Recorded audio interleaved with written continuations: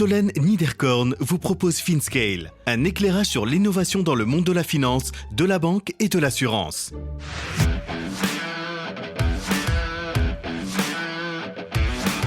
La donnée bancaire, un véritable Eldorado. Charles de Gatine, CEO et cofondateur de Paylead à Paris. Transforme la carte bancaire en carte de fidélité. Et l'analyse de la donnée nous permet de le faire avec beaucoup de simplicité pour l'utilisateur et puis beaucoup de personnalisation. En un mot, on pourrait dire qu'on est un peu un American Express en marque blanche. Une discussion où nous sommes plongés dans un océan de données transactionnelles bancaires. Je vous rassure, le sujet n'est pas abscon. Nous découvrons d'où proviennent ces données, les moyens que Paylead met en place pour les récupérer, puis les raffiner. Vous allez comprendre les typologies de traitement de la donnée et comment la technologie et les équipes ont été mises en œuvre pour permettre à Paylead de créer des programmes de fidélité en B2B2C, intégrables en marque blanche pour les banques. La pression concurrentielle des big tech et de la fintech amène les banques à chercher de nouvelles sources de création de valeur. Et le payment marketing est une manne dont beaucoup d'acteurs traditionnels n'ont pas réellement conscience.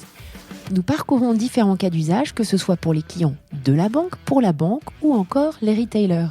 Outre le côté technique, nous passons au travers des différents types de rewards rendus possibles par Paylead et notamment la carte cadeau avec My French Bank. Pour faciliter l'intégration avec ses clients, Paylead accompagne également les équipes marketing pour réfléchir au storytelling essentiel pour en faire de vrais succès commerciaux. Enfin, Charles parcourt les fonds et advisors qui les accompagnent, accélérant considérablement le développement de cette activité qui nécessite un gros effort pédagogique. Bonne écoute à tous!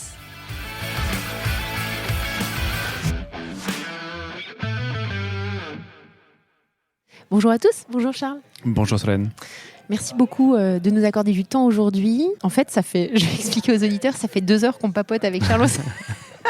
On s'est dit qu'on allait quand même enregistrer l'épisode. Donc on va essayer de faire tenir l'épisode, Charles, en 30 minutes. Je suis pourtant bavard, comme tu sais. Voilà, justement. Donc on a bien préparé cet épisode pour que ça ne dure pas 3 heures.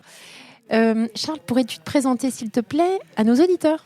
Alors, je m'appelle Charles de Gatine, j'ai 39 ans, je suis marié, j'ai 3 enfants. Ça, c'est pour le côté personnel. Maintenant, d'un point de vue professionnel, il y a un peu plus de 4 ans maintenant, 5 ans, j'ai monté une société avec Jacqueline Béchaud-Lafontaine qui s'appelle Paylead. Et ce que je pourrais dire sur mon parcours, c'est que j'ai toujours été passionné par l'entrepreneuriat. Et depuis que j'ai l'âge de 10 ans, évidemment, mon rêve, c'est de créer des sociétés. Et j'ai commencé à le faire à l'âge de 18 ans avec un secteur qui était évidemment très différent. Et puis, j'ai monté d'autres sociétés, puis j'ai fait du conseil. Et ce qui m'a amené à Paylead, finalement, c'est qu'en 2016, je crois, je suis rentré chez Mastercard Advisor, qui est la partie conseil de Mastercard. Et c'est là où j'ai découvert l'univers de la finance et de la fintech. Et c'est là qu'a démarré l'aventure Paylead. Donc, tu es tombé sous le charme de la fintech, alors. On peut dire ça comme ça. En tout cas, il y a beaucoup de choses à faire. Bah, ça, c'est clair. Alors, Charles, il y a un sujet qui m'intéresse particulièrement aujourd'hui, et on va parler de Paylead, bien sûr, mais c'est la donnée, puisque vous, votre pétrole, c'est la donnée bancaire. Et donc ça, j'ai vraiment envie qu'on approfondisse. Tu nous expliques vraiment quel type de données c'est, comment c'est enrichi, comment vous la traitez et à quoi ça sert. Donc déjà, si on commence par la question de base, c'est d'où vient la donnée sur laquelle vous travaillez. Si tu pouvais la décrire. Oui, alors pour parler de la source, on a 2 typologies de sources. La première, c'est on travaille avec ce qu'on appelle des AISP, c'est-à-dire ce qu'on appelle plus communément des scrappers. On connaît des sociétés comme Budget Insight, comme Bridge, anciennement Banking, comme Tink, comme Linkso. Donc la première source de données, ça vient des AISP. Et puis notre deuxième source de données provient directement des banques. Ce qu'il faut bien comprendre, c'est que suivant les sources, la donnée n'est pas tout à fait la même. Quand la donnée provient d'une banque, elle est en temps réel très souvent, et puis elle est beaucoup plus enrichie puisqu'on a ce qu'on appelle le merchant intelligence, qui est une capacité à redescendre au point de vente. Nous, chez Paylead, on a beaucoup commencé à récupérer de la donnée auprès des AISP, des scrappers, mais désormais maintenant 80% de notre donnée provient des acteurs bancaires, et c'est une tendance qui continue de plus en plus, et une grosse partie maintenant de nos prospects sont des émetteurs de cartes. Ce qu'il faut également bien comprendre, c'est que la DSP2 a permis aux banques de beaucoup plus développer leurs API, et du coup, ça nous permet aujourd'hui, timing is everything, de véritablement aller beaucoup plus vite pour se brancher à des banques. Alors, comment vous récupérez cette donnée ? Donc soit on bosse avec des acteurs qui directement ont un AISP déjà branché, et dans ces cas-là, c'est l'acteur qui nous donne la donnée, ce qui est le cas par exemple avec un Lydia qui scrapait déjà les comptes. Soit cet acteur n'utilisait pas d'AISP, et dans ces cas-là, nous, on a déjà des AISP avec lesquels on travaille, comme Budget Insight et Tink, et dans ces cas-là, on le propose à notre partenaire. Soit, ce qui est 80% du temps aujourd'hui, on le récupère directement auprès de la banque. Et alors, la donnée que vous récupérez, alors c'est marrant parce que j'avais fait un épisode avec Johan Burkovic de Bankin. On en avait un petit peu parlé, mais alors j'aimerais qu'on rentre un petit peu plus dans le détail cette fois-ci pour que tu nous décrives le type de données que vous récupérez. Alors, pour nos auditeurs, le plus simple à comprendre, c'est que la donnée qu'on récupère, c'est l'équivalent de ce qu'on voit sur un relevé de compte. Donc, c'est tous les flux entrants et tous les flux sortants. Évidemment, une grosse partie de ce flux, c'est de la carte bancaire, mais on voit aussi passer les prélèvements et les autorisations de prélèvement. Donc ça, c'est ce que nous, on opère. Et d'ailleurs, on a créé une technologie qu'on a appelée l'Account Linked Offer. Donc, cette capacité à analyser non pas uniquement le flux monétique de la carte bancaire, mais l'ensemble du flux monétique. Et ce qui est intéressant dans cette approche, c'est que évidemment la carte bancaire représente une part très significative des volumes. Néanmoins, on ne sait pas ce que sera le paiement de demain, même si je pense que la carte bancaire a encore de beaux jours devant elle. Mais du coup, on est agnostique du moyen de paiement, et surtout, ça nous permet d'être peut-être encore plus fin en ayant l'ensemble des flux. Donc véritablement, Pélide est en capacité, au travers de cette technologie, d'analyser l'ensemble des flux entrants et sortants. D'accord. Donc on a cette donnée, donc là tu es au-dessus du champ de pétrole, tu tires la donnée et après tu la raffines. C'est ça ? C'est quoi l'intérêt de raffiner la donnée ? Alors, avant de parler de l'intérêt de raffiner de la donnée, il faut bien comprendre les deux grosses typologies de traitement qu'on fait. Tu en as parlé, le premier traitement qu'on fait, c'est qu'on enrichit la donnée transactionnelle bancaire. On a créé ce qu'on appelle le Transaction Hub, et ce Transaction Hub, en haut, tu lui mets n'importe quel type de format, n'importe quel type de données, plus ou moins enrichi, et puis en bas, il ressort ce qu'on appelle un RTO, Refined Transaction Object, et l'objectif du jeu dans ce RTO, c'est de pouvoir rattacher à une transaction une marque et un point de vente. Donc ça, le premier gros traitement que l'on fait, c'est l'enrichissement de la donnée, et c'est absolument indispensable pour notre métier. On pourrait se dire que, évidemment, les banques le font depuis longtemps, mais la réalité, c'est que c'est quelque chose qui est très compliqué. Je te passe les détails, mais en gros, si tu prends, il y a beaucoup de franchisés, par exemple, et qui changent. Si tu prends un franchisé Franprix, avant il était Lidl et ainsi de suite. Tout notre métier à nous, c'est d'être en capacité de définir le point de vente et la marque. Donc ça, c'est la première typologie de traitement, et c'est une très grosse partie de notre métier. La deuxième typologie de traitement, c'est on fait ce qu'on appelle du people knowledge, donc de la connaissance client, et là on va aller vers deux typologies de connaissances. D'abord, ce qu'on appelle les preferred locations chez nous, c'est-à-dire cette capacité à aller voir où consomme l'utilisateur, et donc se dire tiens, là c'est probablement là où il habite, là c'est probablement là où il va travailler, là c'est probablement où il part en vacances, et ainsi de suite. Et puis enfin, on a une grosse partie sur ce qu'on appelle le life event, c'est-à-dire les moments de vie, cette capacité à comprendre les moments que traverse l'utilisateur au travers de l'analyse de la donnée bancaire. Donc ça, c'est les traitements principaux qu'on fait. Comment est-ce que, alors je vais peut-être, je ne sais pas si c'est compliqué, je ne me rends pas compte si c'est compliqué comme question, mais comment est-ce que vous avez mis en place vos systèmes d'analyse de données ? Est-ce que vous avez des ressources, en tout cas dans vos équipes d'ingénieurs spécialisés, j'imagine des data scientists, mais comment est-ce qu'on crée un moteur de raffinage de données ? Alors d'abord, quand on est à ma place, on s'entoure d'un maximum d'experts, parce que c'est pas mon domaine de compétences de base. Le premier point, c'est que évidemment, on a une technologie qui est 100% maison, et donc pour répondre à ta question, on a une vision qui est celle d'aller faire par exemple de la connaissance client pour l'enrichir, pour proposer le service dont on va parler. Et puis après, on s'entoure de bonnes personnes qui sont en capacité effectivement à aller t'aider à achever ta vision. Donc évidemment, une grosse partie des équipes de chez Pélide aujourd'hui, c'est de la data science, dans lequel tu vas retrouver des data engineers, des data scientists, et puis accompagnés par de la tech. Parfait, donc c'est super, vous avez de la donnée raffinée. Exactement. Elle sert à quoi cette donnée ?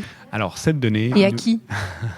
Elle sert à l'ensemble de l'écosystème avec lequel on travaille, mais plus particulièrement, nous, ce qui nous anime, c'est d'aller créer de la valeur pour le consommateur en utilisant cette analyse de la donnée bancaire. Et pour être un peu plus spécifique, ce qu'on fait, c'est qu'on crée des programmes de fidélité en B2B2C, directement intégrables en marque blanche pour les banques. Concrètement, on pourrait dire qu'on transforme la carte bancaire en carte de fidélité. Et l'analyse de la donnée nous permet de le faire avec beaucoup de simplicité pour l'utilisateur et puis beaucoup de personnalisation. En un mot, on pourrait dire qu'on est un peu un American Express en marque blanche. D'accord. Comment les banques qui font appel à vous entendent parler de ce concept? Donc, j'imagine qu'il y a quand même vous allez pitcher auprès de différents acteurs. Et comment est-ce que les banquiers, alors on citait avant d'enregistrer un cas d'école, un cas d'usage que vous avez qui a très très bien fonctionné, mais quand on voit les systèmes des banques et quand on voit certaines banques qui sont vraiment dans la gestion de leur héritage système et n'ont pas forcément toujours conscience du tas d'or sur lequel elles sont assises, comment est-ce que vous accédez à ces banques-là et quelle est votre démarche pour expliquer, parce que c'est hyper novateur. Plutôt, ouais. Alors, sans surprise, ça prend du temps. Il n'y a pas tellement de secrets. Donc nous, Pélide existe depuis maintenant un peu plus de 4 ans et ça nous a pris beaucoup de temps d'aller voir quasiment l'ensemble des banques pour leur expliquer. Mais il faut bien comprendre ce qui est en train de se passer sur le marché et en fait on voit bien à quel point et notamment sur nos sujets c'est en train de s'accélérer drastiquement, mais il faut bien comprendre pourquoi. Ce qui se passe, c'est que en gros, déjà dans le domaine du paiement, il y a de plus en plus de pression concurrentielle. Évidemment de la part de plus petits acteurs, les banques en ligne, puis les néobanques, mais également de la part de beaucoup de plus gros acteurs que sont les fameuses big tech et notamment au travers du mobile. Donc en fait, quand vous êtes un banquier, vous vous dites ok, moi j'ai un moyen de paiement. Quand vous êtes un banquier ou n'importe quelle personne qui émet une carte, j'ai un moyen de paiement. Si je veux maintenant qu'il soit utilisé, alors il faut que je crée de la valeur avec ce moyen de paiement et de la valeur très tangible. Donc ça, c'est une prise de conscience de la part de l'ensemble du monde de la finance, petite, moyenne ou grosse, il faut que je crée de la valeur. Et puis ensuite, quand on fait un pas en arrière, on dit ok, mais comment est-ce que je crée de la valeur? En fait, on se rend compte que la donnée a une valeur intrinsèque extraordinairement puissante. Si vous prenez une banque plus traditionnelle, sa valeur était probablement un peu plus dans son réseau d'agences. Aujourd'hui, elle comprend que cette valeur est également et surtout dans cette donnée. Et donc, du coup, ce que j'explique à beaucoup de banques, quand je vais les voir depuis quelques années maintenant, c'est que à chaque fois qu'il y a un hub de données avec du volume qui arrive sur le marché, il se crée une proposition marketing en face. C'est très simple.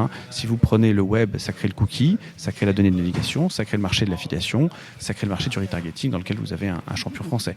Pareil avec Google, ça crée le search marketing, Facebook, social marketing et ainsi de suite. Et donc ce que j'explique pour répondre à ta question aux banques, c'est que maintenant, avec l'ouverture de cette donnée bancaire et le besoin d'en créer de la valeur pour le consommateur, est en train de se créer une industrie du marketing à la performance qu'on a baptisé le payment marketing. Et pour conclure sur ce point, j'explique aux banquiers que c'est une formidable opportunité, pour créer de la valeur extrêmement tangible pour leurs clients, et puis d'aller jouer, entre guillemets, de commencer à aller jouer un petit peu sur le modèle économique d'une partie des big tech. Il ne faut pas oublier que des gens comme Google ou Facebook, et même Amazon, dont c'est le deuxième revenu, vivent principalement de revenus liés à du performance marketing. Alors je vais être un peu piquante, j'aime bien être piquante, en toute gentillesse, mais c'est pas vis-à-vis de toi, mais il y a eu des déclarations récemment d'acteurs, incumbent players, on va dire, sur la capacité qui est donnée à l'open banking de réellement apporter une valeur ajoutée aux banques. Est-ce que tu souhaites réagir par rapport à ça? J'imagine que oui. Tu as un avis sur la question? Oui, d'abord je pense que les banques ont de très belles cartes à jouer pour celles qui effectivement jouent le jeu maintenant d'innover et d'être à l'écoute de leurs clients. On en parlait en off un petit peu avant.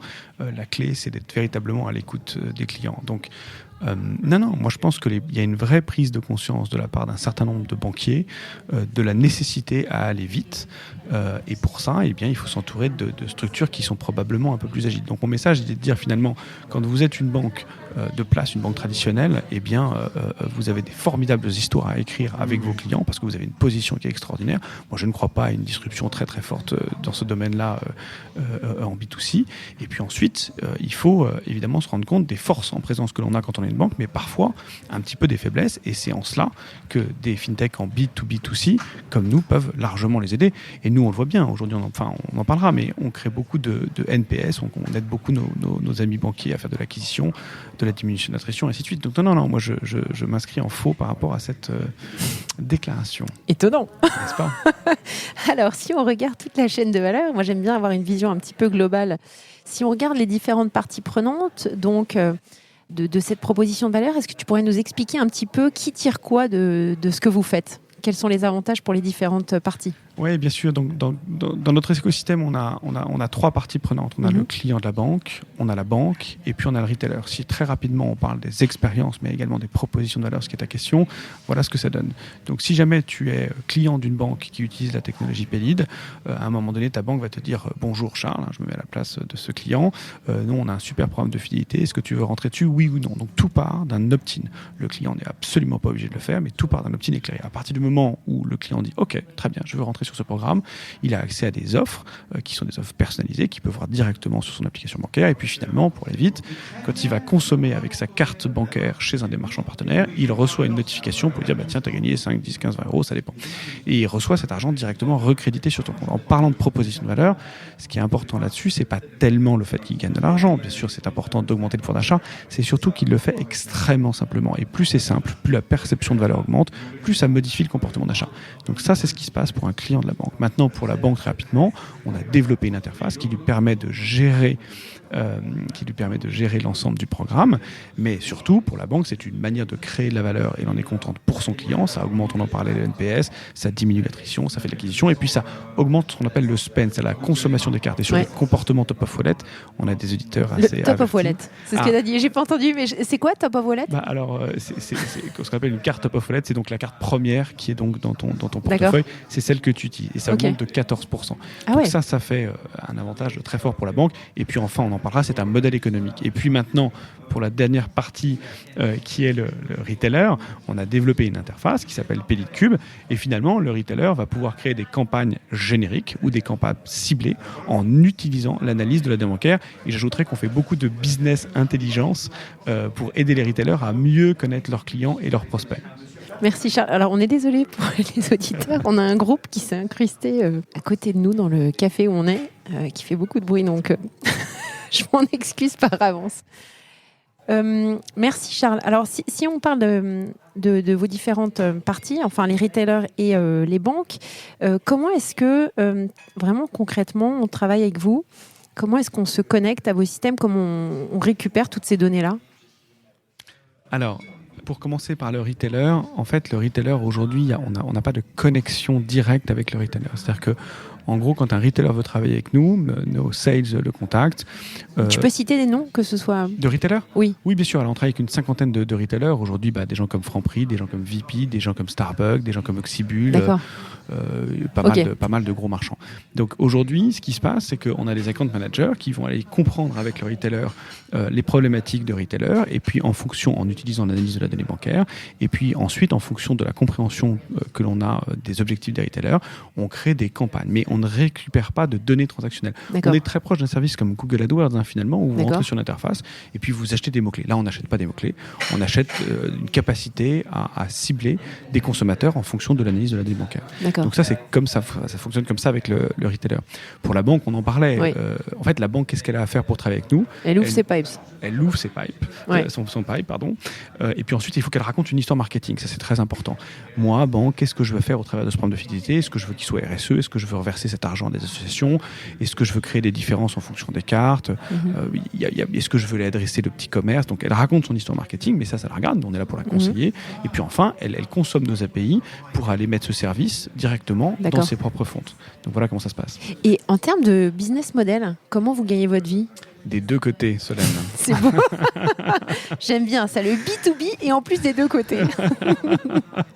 Bon, alors, quand on travaille avec une banque, je ne sais pas si ça va les faire beaucoup rire, mais on verra. Quand on travaille avec une banque, elle paye une licence. Donc ça, c'est un modèle de recurring revenue pour utiliser notre technologie, assez classiquement. Et puis ensuite, quand un commerçant rentre sur notre réseau partenaire, il va payer ce qu'on appelle un cost per action, c'est-à-dire une fraction de la vente, c'est bien la performance. Et nous, on va prendre une petite partie de ce cost per action et donc qui sera une petite commission pour Paylead. D'accord, parfait. Alors, on parlait de l'équipe, ça fait 5 ans que vous avez été créé. Vous êtes combien maintenant? On est un peu moins de 50 aujourd'hui, on a 15 postes ouverts et comme on le disait, une très très grosse partie de notre équipe aujourd'hui, c'est de la tech, de la data, des opérations et on est en train maintenant de recruter massivement des commerciaux pour aller accompagner nos volumes de transactions qui doublent aujourd'hui tous les 2 à 3 mois. Waouh, top. et vous avez été accompagné par, vous avez un super comité stratégique. Tu pourrais nous dire un petit peu qui est à votre comité stratégique? Oui, bien sûr. On va commencer du coup par parler des fonds qui sont rentrés chez nous et qui nous accompagnent depuis le début. Je pense évidemment à Side Capital, qui est un fonds de business angel dans lequel tu vas retrouver pas mal de patrons de la tech, qui est dirigé par Renaud. Renaud nous a fait confiance depuis le départ et a suivi tous les tours, et il est au comité stratégique, et c'est un appui précieux pour nous. Et puis ensuite est rentré sur notre série A un fonds qui s'appelle OpenSNP, qui je crois tu connais bien. Ouais, c'est ce qu'on appelle un CVC, un corporate VC, donc qui est rentré en 2020, je crois, de mémoire, avec Jonathan et Alexandra. Donc il était également au comité stratégique. Et OpenSNP est connu pour être évidemment un fonds très fintech et très insurtech, et il a, je crois, une dizaine de participations dans lesquelles tu vas retrouver des gens comme Lydia, comme October, comme Alan, Yes We Hack et d'autres participations. Voilà. Donc ça, c'est aussi un membre de notre comité stratégique. Et puis on a fait rentrer lors de notre série A quelqu'un de formidable que je crois que tu as reçu également, qui s'appelle Hugues Lebray. Tout à fait. Qui a également que l'on investi salue. chez nous, que l'on salue évidemment. Et Hugues nous aide beaucoup à de multiples égards, mais d'abord pour le réseau. On parlait de cette capacité à aller parler au bon niveau dans les banques. Hugues a un réseau extraordinaire de ce point de vue-là. Et puis Hugues a été un entrepreneur, donc Hugues nous aide beaucoup à nous poser les bonnes questions, et donc ça, c'est formidable. Et on a aussi quelqu'un qu'on a fait rentrer il y a quelques temps qui s'appelle Émeric Marot-Desgrottes, qui était chez Bridgepoint, que tu connais ou pas, non? De nom. Ouais, et qui maintenant est passé chez Raise, et qui est quelqu'un qui a une énergie formidable, qui a vu passer beaucoup de boîtes et qui nous challenge tous les jours et ne nous lâche pas pour continuer à être, on espère, meilleur de jour en jour. Parfait, t'as dit plein de choses, c'est formidable, t'as été hyper efficace. Attends, là ça va être un épisode super court. C'est quoi les particularités de Paylead, si tu devais résumer votre unique selling proposition? Ouais, alors des deux côtés, côté banque et puis côté marchand. Côté banque, il faut comprendre qu'on s'est donné beaucoup de mal pour que cette technologie soit plug and play. On sait à quel point c'est long dans les banques, les roadmaps sont stretchés, donc si on veut gagner sur notre marché, il faut qu'on soit en capacité d'aller très très vite. Donc ça, c'est vraiment une différenciation sur le marché très très marquée.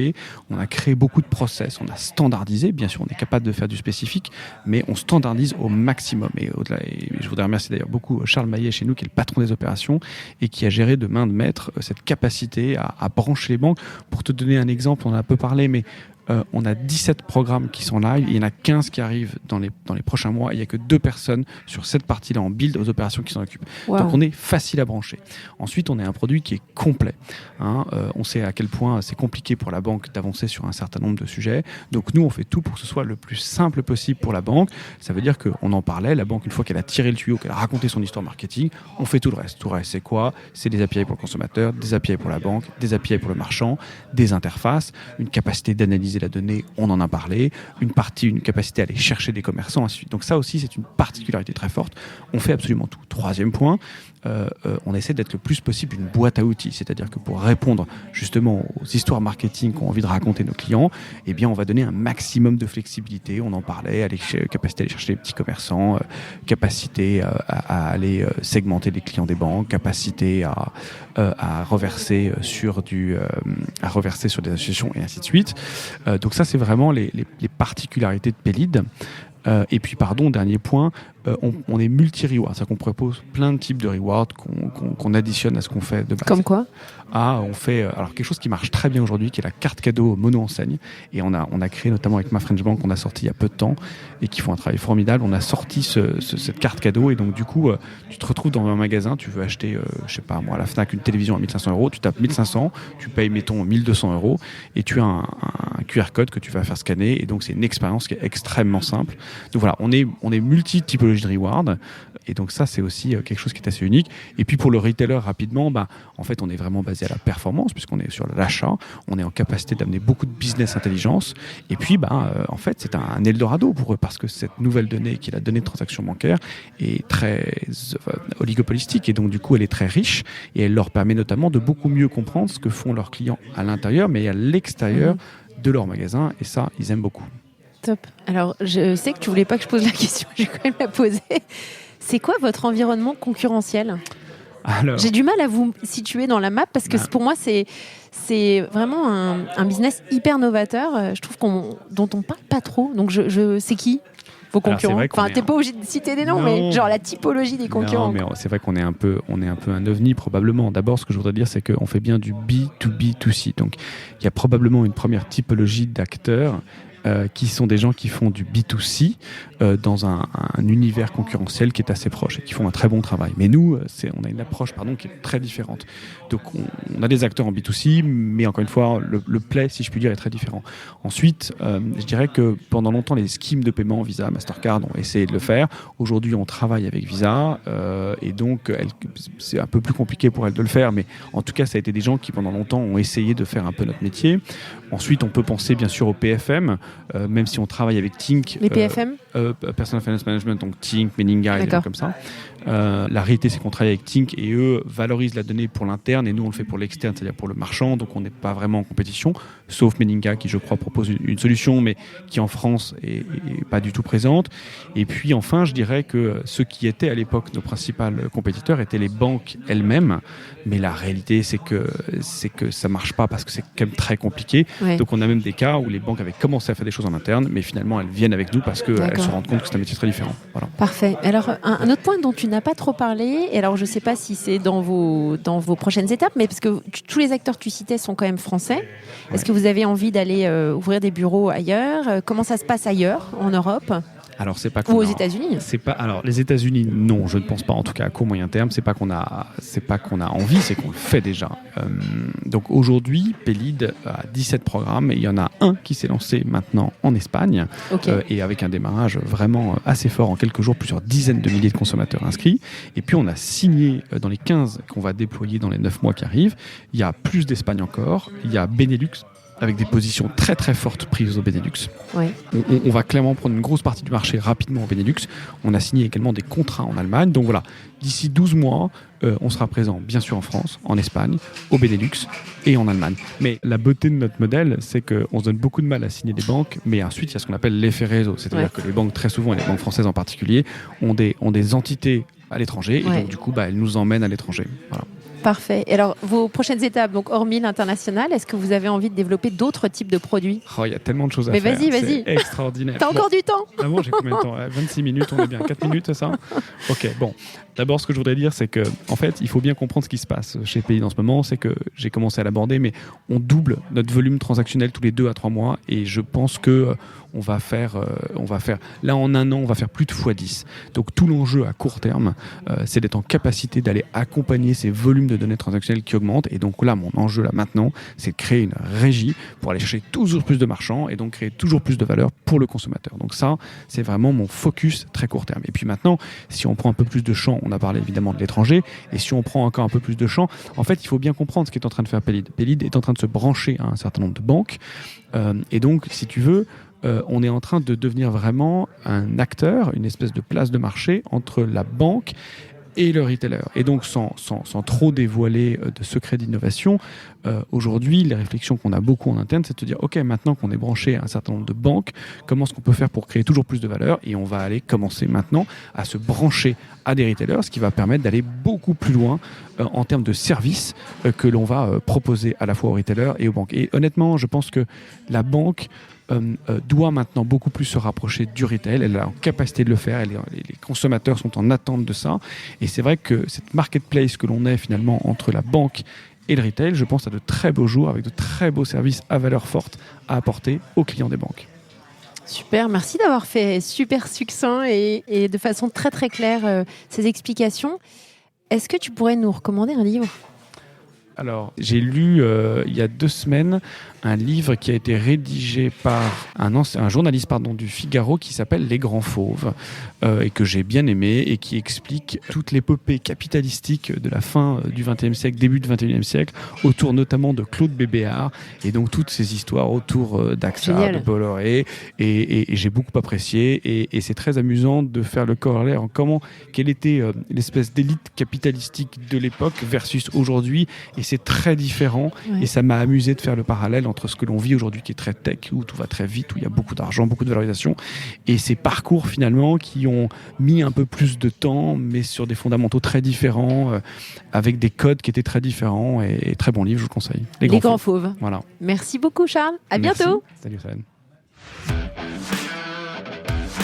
Merci à tous pour votre écoute. Je suis ravie d'avoir partagé ce moment avec vous. N'hésitez pas à me contacter sur Twitter ou LinkedIn pour me faire part de vos commentaires ou de vos réactions.